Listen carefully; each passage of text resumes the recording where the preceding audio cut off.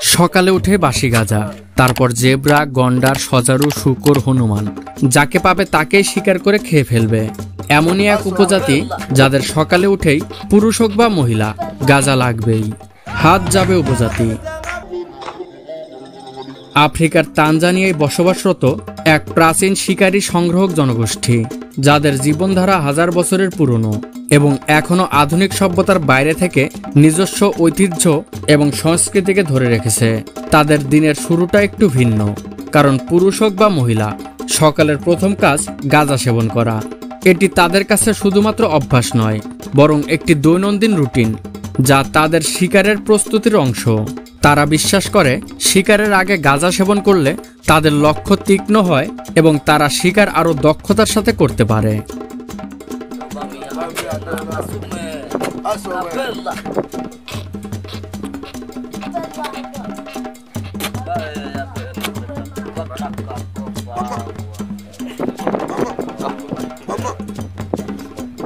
হাতজাবেদের প্রধান খাদ্য হল মধু, কন্দ, ফলমূল এবং শুষ্ক মৌসুমে শিকারের মাধ্যমে সংগৃহীত মাংস। তারা যে কোনো প্রাণী শিকার করে, বানর, হরিণ, ছাগল, শূকর, সজারু, জেব্রা, এমনকি গন্ডারও। তাদের শিকার করার কৌশল খুবই দক্ষ এবং তারা সবসময় তীর ধনুকের উপর নির্ভর করে। তারা শিকার করা প্রাণী রান্না করে খাওয়ার চেয়ে পুড়িয়ে খেতে বেশি পছন্দ করে।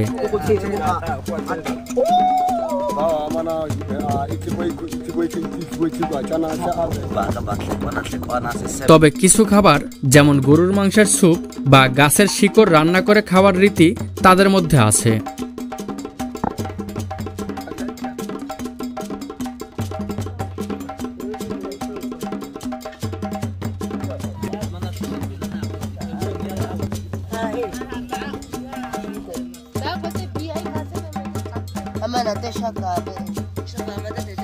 হাতজাবেদের জীবন দর্শন অত্যন্ত সরল ও সহজ।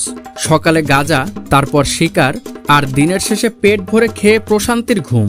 এটাই তাদের জীবনের মূল মন্ত্র।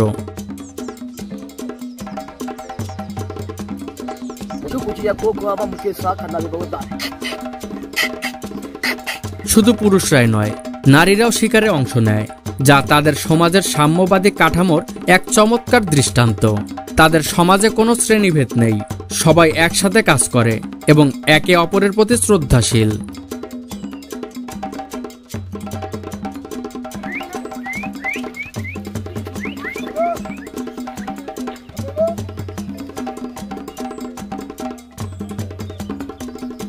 এই উপজাতির বসবাসের এলাকা ওল্ড দুবাই গিরিখাত এবং লায়োটলি অঞ্চলের কাছাকাছি। প্রত্নতাত্ত্বিক প্রমাণ অনুযায়ী এই অঞ্চলটি প্রায় 50,000 বছর ধরে শিকারী সংগ্রাহক সম্প্রদায়ের বাসস্থল। হাতজাবেরা মূলত 20 থেকে 30 জনের দল বা ক্যাম্পে বসবাস করে।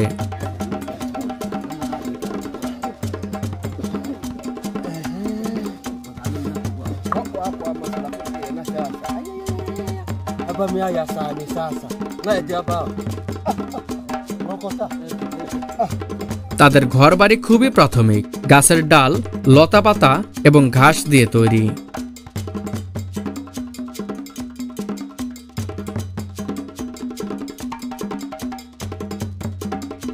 শিকার করার সময় তারা শিকার করা প্রাণীর চামড়া বিভিন্ন কাজে ব্যবহার করে।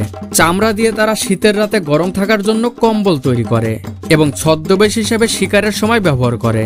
শিকারের সময় তাদের ধনুক তীরই প্রধান অস্ত্র এবং এরা প্রত্যেকে নিজের তীর ধনুক নিজেই তৈরি করে। তীর বাঁকা হলে তারা আগুনের তাপ দিয়ে দাঁতের সাহায্যে তা সোজা করে নেয়।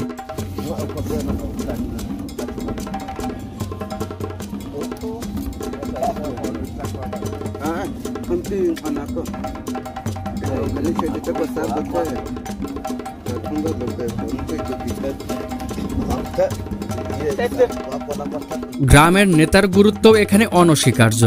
শিকারীরা সকালে উঠে সবার আগে গ্রামের নেতার সাথে দেখা করে। শিকারে যাওয়ার আগে সবাই মিলে একসাথে ধূমপান করে। এই ধূমপানের সময় তারা এক বিশেষ ধরনের গাঁজা সেবন করে, যা তাদের শিকার দক্ষতাকে বাড়িয়ে তোলে বলে তাদের বিশ্বাস। গাঁজা সেবনের পর তারা শিকারে যাওয়ার জন্য প্রস্তুতি নেয়।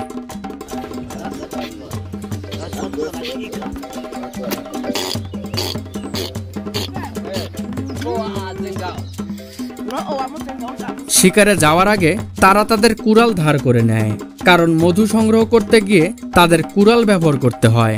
কুড়াল ধার করার জন্য তারা পাথরের ওপর ঘষে ধারালো করে।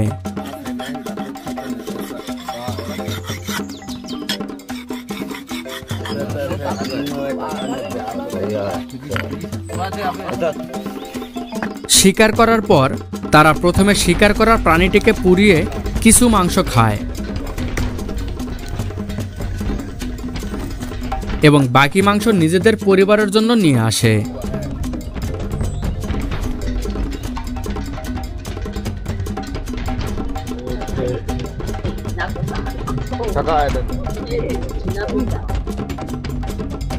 এদের মধু সংগ্রহ করার পদ্ধতিও বেশ অভিনব।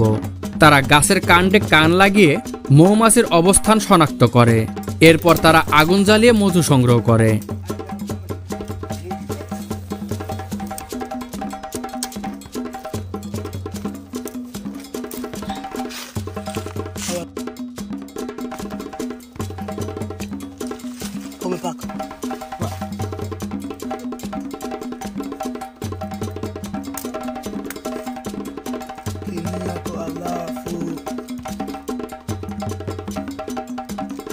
শুষ্ক মৌসুমে যখন নদী শুকিয়ে যায় তখন হাতজাবেরা মাটির নিচে গর্ত খুঁড়ে পানি খুঁজে বের করে।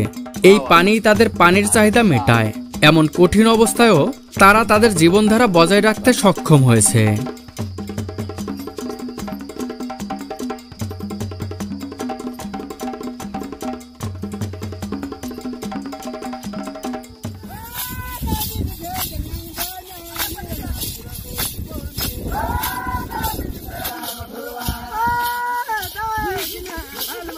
এদের মধ্যে একটি বিশেষ উৎসবের প্রচলন আছে যা অত্যন্ত চমকপ্রদ এবং আনন্দময়। এই উৎসবে তারা নিজেদের তৈরি বিশেষ গান গায় এবং সেই গানের তালে তালে নাচে মেতে ওঠে। তাদের উৎসব শুধু আনন্দেরই নয়, এটি তাদের সাংস্কৃতিক ঐতিহ্যের এক অনন্য প্রকাশ। দর্শকরা এই উৎসব দেখে মুগ্ধ হয় এবং সহজেই আকৃষ্ট হয়।